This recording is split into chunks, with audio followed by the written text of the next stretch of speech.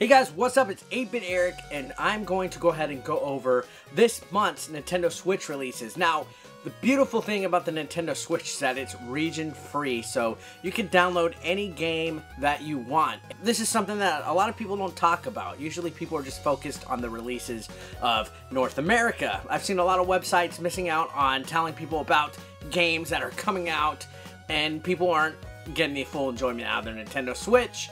So I decided I'll go ahead and make this video. I'm going to talk briefly about some of these games. Some of them have not been confirmed for North America yet.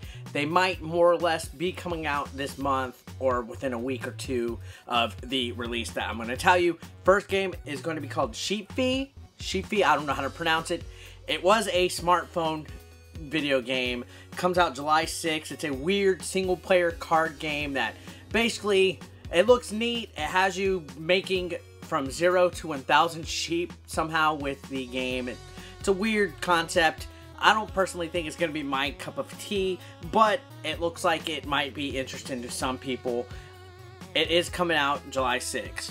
We also have Vaccine, which is a callback to the old Resident Evil style gameplay. In fact, it looks just like it. It's a survival horror game, and a lot of people haven't been talking about this. It's actually been out in Japan already. It's coming out July 6th here in North America. It looks like it's going to be a lot of fun. I've seen some channels like RGT85 talking about it. I'm definitely going to be picking this one up. It looks legit. I mean, we need some more survival horror games out there, and this is basically a game that a lot of Resident Evil fans probably will enjoy. We also have Implosion, and this is coming out July 6th, Europe and Japan. I've not seen confirmation for the United States yet, but once again, with region free, you are able to download it and enjoy it.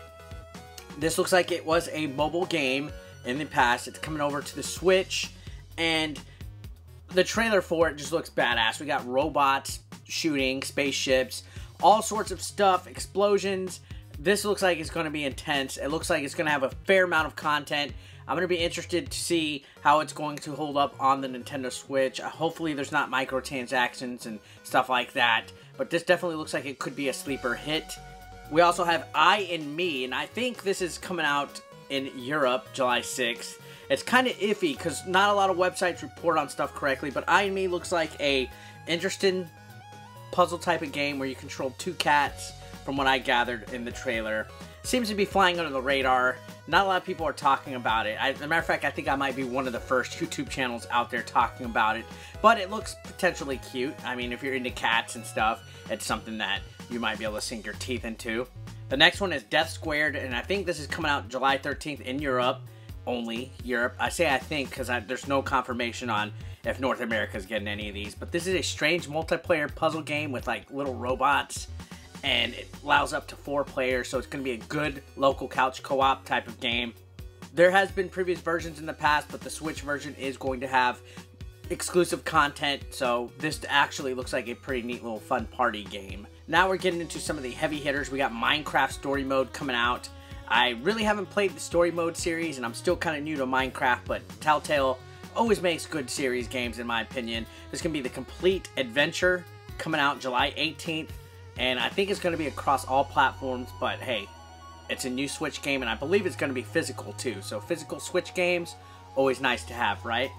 And then Nintendo's heavy hitter for the month, Splatoon 2, July 21st. It's going to expand upon the gameplay of the original game, you know, the 4 versus 4 turf war. Emphasis on huge online multiplayer gameplay.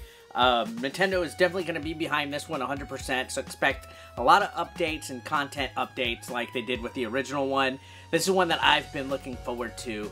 Splatoon surprisingly surprised me last time it came out, you know, a couple years ago. I think it's a pretty solid game, and I'm glad that it's coming out early into the Nintendo Switch's lifespan. Next, we have a game that I'm not too familiar with, Fate Extella. I believe it's coming out July 25th. I'm not familiar with it, but it looks like there's going to be a fair amount of content in here. There's been other games in the series, and now it's on Nintendo. And I think it's going to be a surprising game. I'm definitely going to check it out.